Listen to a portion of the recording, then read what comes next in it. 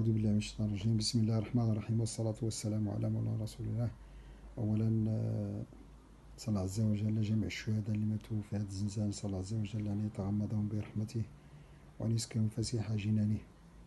ونشيد بالمواطنين المغاربة على هذا التلاحم، الإنفاق في سبيل الله من أجل الإخوة والنصرة لإخواننا في ضحايا الزلزال في ورزازات وفي ترودانت وفي الحوز نواحي مدينة مراكش وبجبال دوتنان. بعض القرى هناك كذلك دمرت جزء منها، فنسأل الله عز وجل كل من انفق شيئا في سبيل الله أن يخلفه عليه.